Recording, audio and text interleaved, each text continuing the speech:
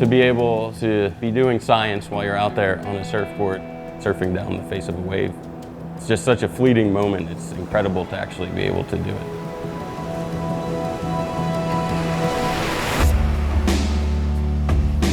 SmartFin is a surfboard fin. You clip it on the bottom of your board, and you go out for your surf session. It has technology that measures ocean pH, salinity, ocean temperature, and very detailed wave characteristics. So there will be an enormous amount of data. The reason these parameters are important is because they are shifting directly as a result of climate change. We had detailed information about the deep ocean, but very limited accurate information about the near shore. Satellites can't be really accurate with data in that narrow zone. And the other way is ocean buoys, and they're just not deployed at the coast. Bingo, SmartFin can fill that gap. Collecting oceanic data is a very time-consuming, expensive process. This is like, you just need to know how to surf.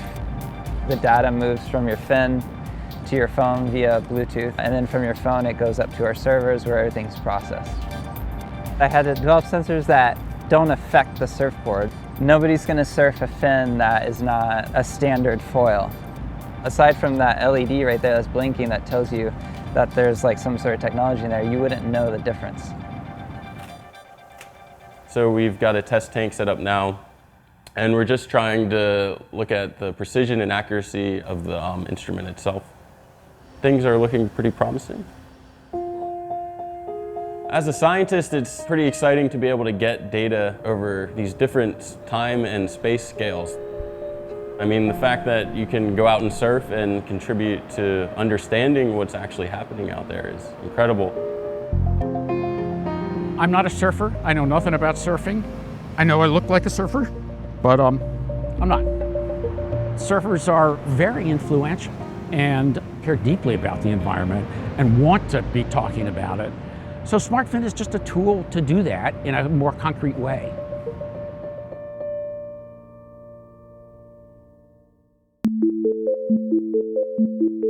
C-sections are the most common major surgery performed on human beings.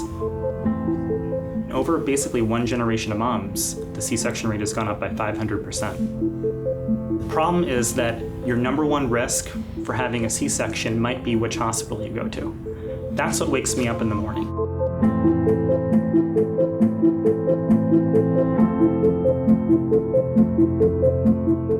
I'm Neil Shah, an obstetrician over at Beth Israel Deaconess Medical Center. I'm an assistant professor at Harvard Medical School, and I'm part of the core faculty here at Ariadne Labs. A lot of people don't realize the full magnitude of the problem with C-sections. Basically, in the late 1960s, early 1970s, C-section rates were about 5%. And then all of a sudden, the C-section rate starts to skyrocket. Not just increase, but skyrocket. So before the end of the century, the C-section rate goes up to 1 in 3. And we don't really have a great idea why this is happening. As a surgeon myself, it's hard to believe that 1 in 3 human beings needs a major surgery to be born, but that's sort of where we are right now. And the consequences are significant. So things like severe infection, hemorrhage, organ injury. In addition to $5 billion of spending annually, we're talking something like 20,000 major avoidable surgical complications that we're seeing from C-sections we didn't need to do in the first place.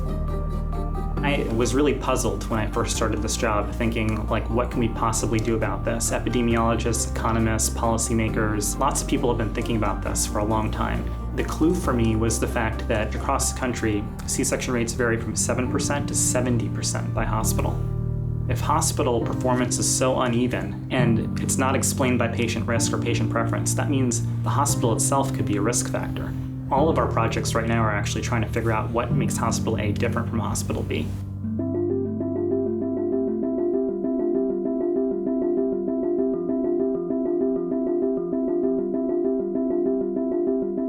What we've seen is that oftentimes the labor floor is in kind of like a almost forgotten about corner, and it just doesn't get a lot of investment or attention from the hospital. When we visit a bunch of different hospitals, we realize that they're laid out very differently, and that might matter.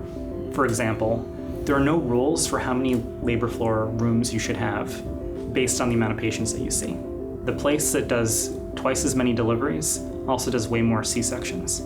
The only way that's possible is if they're moving people through much faster. Almost all labor floors seem really tight on resources, so the idea is when you have a huge surge in patient volume, how do you flexibly recruit more rooms?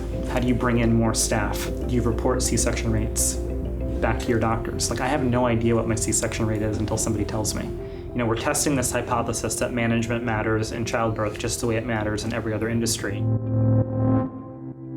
We're starting to parse differences among C-sections. So rather than looking at all C-sections altogether, we're trying to just take the lowest risk women and focus on their C-section rate. As soon as you start to do that, two things happen. Insurance companies start to pay attention, and then just women start to pay attention. And I actually think this is an area where women's views on this are probably going to be the driving force behind the change. There's really no other moment in people's life where they're so discerning as when they become pregnant.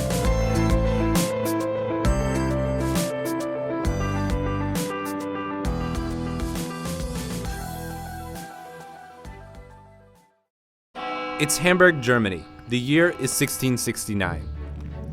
Inside of a basement laboratory, alchemist Henning Brand is boiling gallons of urine to create the fabled Philosopher's Stone. Unbeknownst to him, the urine is about to lead to a truly world-altering discovery. During the Middle Ages, the Philosopher's Stone was the coveted discovery because it was believed it could turn ordinary metal to gold. In his quest to find it, Brand accumulated over 1,500 gallons of urine. He thought that by purifying the waste, the Philosopher's Stone would materialize in what was left. The process went like this. 1. Age the urine until an intense odor billows out of the samples. 2. Boil the urine until a white paste materializes. 3. Place the heated paste in a retort. 4. Gold will then drip out of the... Wait, what? Okay, so it wasn't gold that emerged, but a solid white substance that glowed in the dark. This was big. This was bigger than big. His discovery was going to change the world. Brand had discovered phosphorus, one of the building blocks of life, making him the first person to ever discover a chemical element. But the thing was, he had no idea. He believed he had found a glowing philosopher's stone and named the substance phosphorus, meaning bringer of light. Brand kept his discovery a secret until he eventually sold his process to other scientists. It wasn't until after his death that he was given credit for discovering phosphorus, all by boiling urine in his basement laboratory.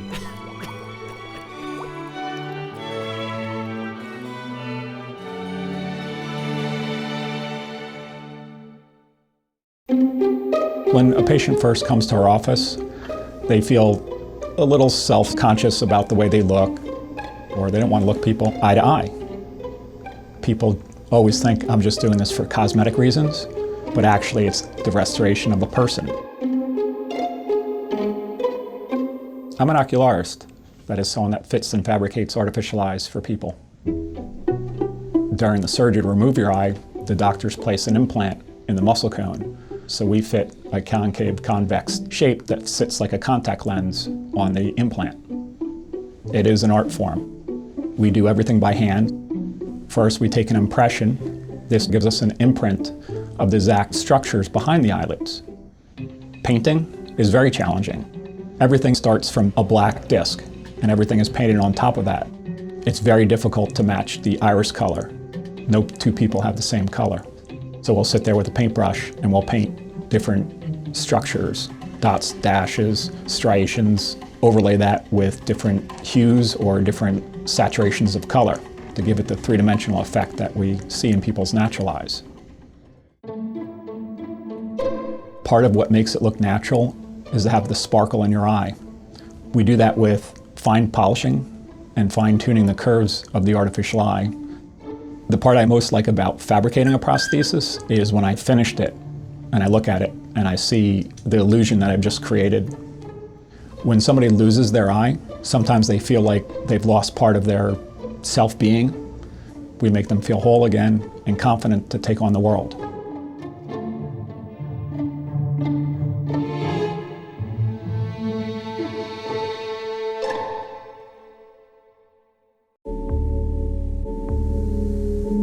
I believe that the word cold cases is wrong, because it could be perhaps something that's in a drawer somewhere in an office, but their families hasn't forgotten them and they're still looking for them. And I just want to do my best to help.